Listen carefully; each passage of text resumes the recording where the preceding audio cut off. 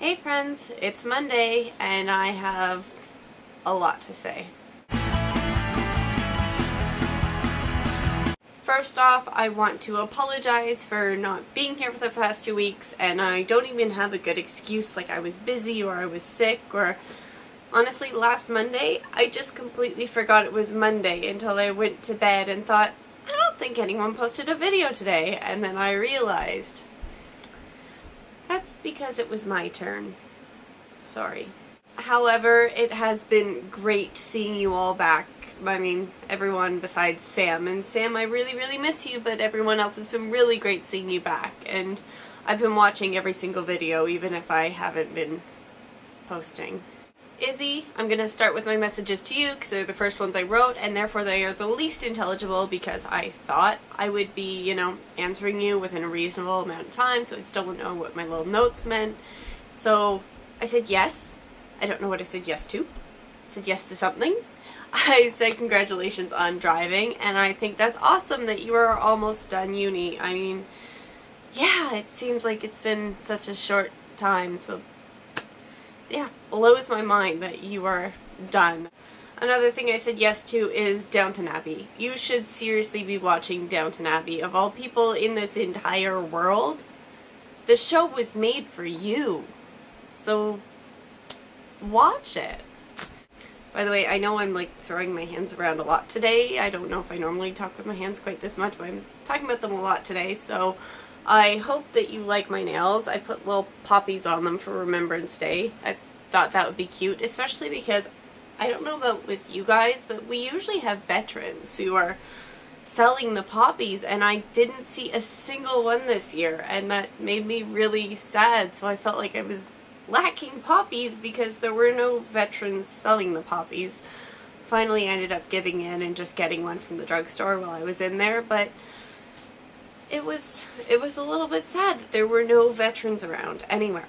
Andy, I'm not doing NaNoWriMo this year. I had an idea for NaNoWriMo, and then I was just like, you know what, it's already 3 days into NaNoWriMo, and I'm not a writer. I've come to terms with the fact that I'm just not a writer. I would love to be. I mean, all this talk of 4 houses especially really is making me very reminiscent of the time when writing was so important to my life, and it's just not anymore. I'm far more of a reader, and I prefer to take in other worlds as opposed to create my own. I mean, even on 4 houses, I wasn't even creating my own little world. I was just living within the world that J.K. Rowling had already created for us. So it just is what it is.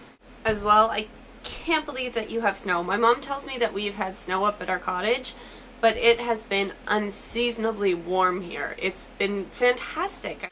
But the good news with that is hopefully you're getting some use out of those Canadian mittens I sent you.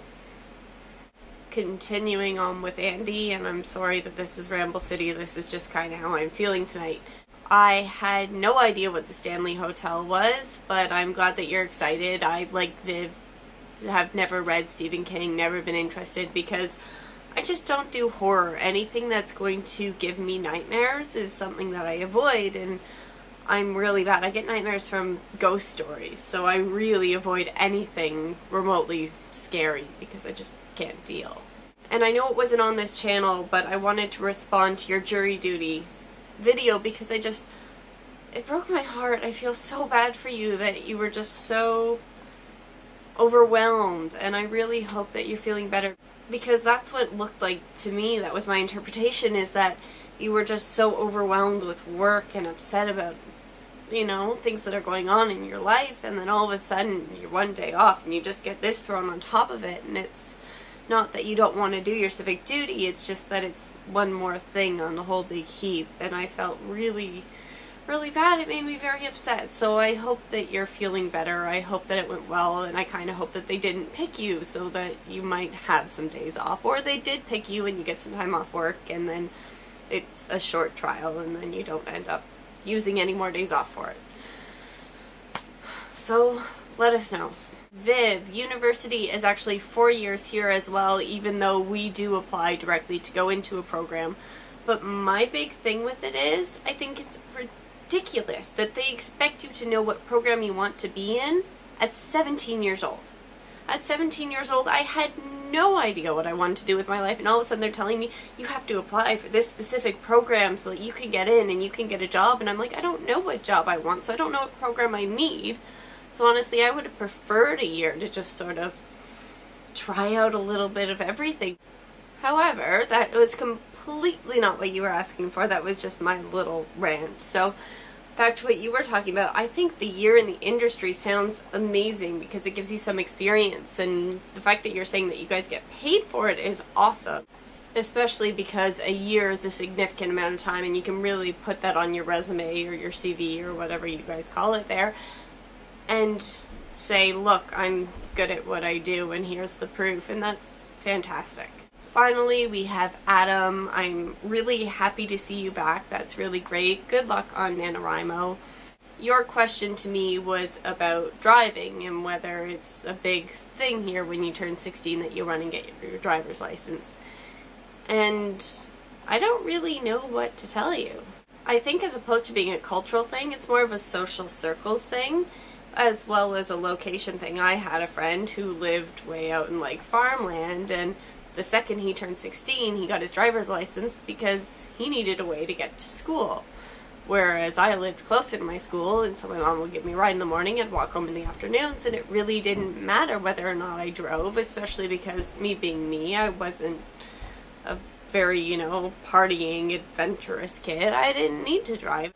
I haven't found it terribly inconvenient that it's not a skill I've acquired yet until recently, and now I'm, 25 years old and going, oh my god, I can't drive, and now I really need to. So long story short, some kids do run at 16 and they're so excited and it's like the end of the world, whereas other people it's just not such a big deal, and I don't know whether or not that's a culture thing, because I didn't find culture pressuring me to get my license at 16, but at the same time I didn't find culture saying you don't need it. I just found myself personally not finding it terribly useful. I just turned around my LeakyCon page and found more notes to Andy, so we're back to Andy. It's true, now that the last movie is out, there's less to wait for, but you're right, we still have Pottermore to wait for, and me personally, I'm waiting for the super duper special box set. Like, remember Lord of the Rings, they released each video, and then they released, a special box set of each individual one, and then they released a normal box set of all 3 movies, and then they released, like, the super box set. And I was like, why did I buy the normal box set? What I really want is this super gigantic thing.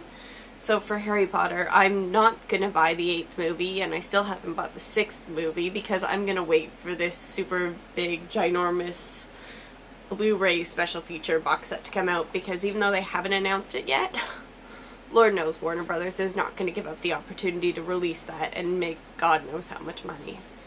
And Andy, how you were talking about your feelings of having nothing left to wait for, that is exactly how I felt after LeakyCon. That's why it took me about a month to put together my LeakyCon video, because I was suffering from such severe postpartum depression that there was nothing left to wait for.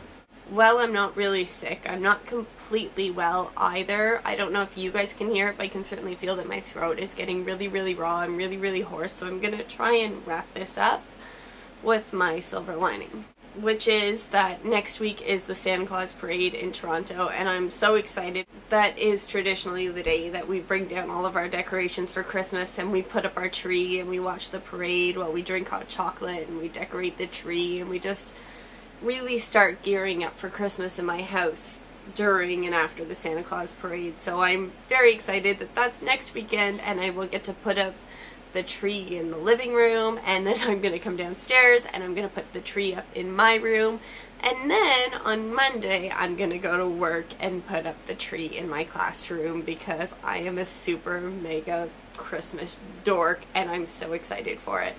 And now my throat is really hurting, so I'm gonna stop talking and I'm going to say, Adam, I hope to see you tomorrow.